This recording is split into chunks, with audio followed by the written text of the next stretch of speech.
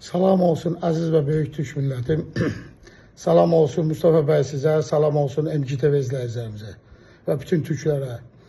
Bildiyiniz kimi İran və İsraildə arasında baş verən savaşda və İsrailin bilərəkdən bu savaş ümumiyyətlə uzanmaqla İsrailin bilərəkdən Şah Pəhləvinin nəvəsi Rıza Pəhləvini gətirmək istədiyi iqtidara və ondan sonra öz istədikləri Orta Doğuda və hər bir yerdə İran vasitəsilə hərəkətə keçirməyi olacaqdır. Həm imperialist güclərin, həm də İsrailin. Buna görə bugün Güney Azərbaycanda mən hər yazılarımda demişdim, keçici dövlət kabineti formalaşmalıydı. Güney Azərbaycan sırrı nöqtələrində sorumlu komutanlar olmalıdır. Silahlı dəstələri, əskərləri olmalıdır. Fədailəri olmalıdır. Və artıq milli məclislərinin, keçici dövlətin kabineti formalaşmalı və isimləri bilinməli, dünya mediasına car çəkilməlidir. Bugün Pəhləviyə qarşı biz də Güney Azərbaycan türkləri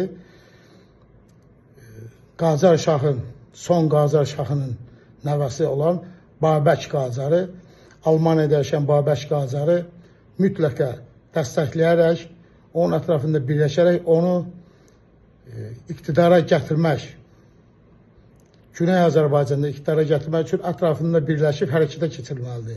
Və bu mövzuda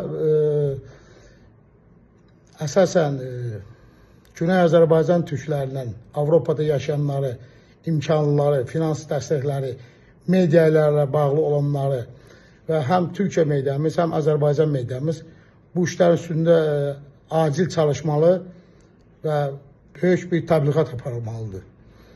Artıq toz dumana qarışan vaxtı. Ancaq bu savaş çox uzanır və uzanacaq da. Bunu da biləsiniz. Güney Azərbaycanlarına, yəni Azərbaycan türklərimizə bir lideri getmək lazım. Dəstək vermək lazım. Yoxsa bu boş-boş TikToklarda, orada burada çığırmaqla, bağırmaqla, ay qırmızı köynək geyindim, traktor deməklə bu işlər olmur. Dövlətçilik tam başqa bir şeydir. Dövlətin dövlətçiliyi qurmaq üçün formalaşmaq lazımdır. Və silahlı təşkilatlanmaq lazımdır. Və bir lider ətrafında, bir ideya ətrafında təşkilatlanmaq lazımdır. Nə mutlu türküm deyənə.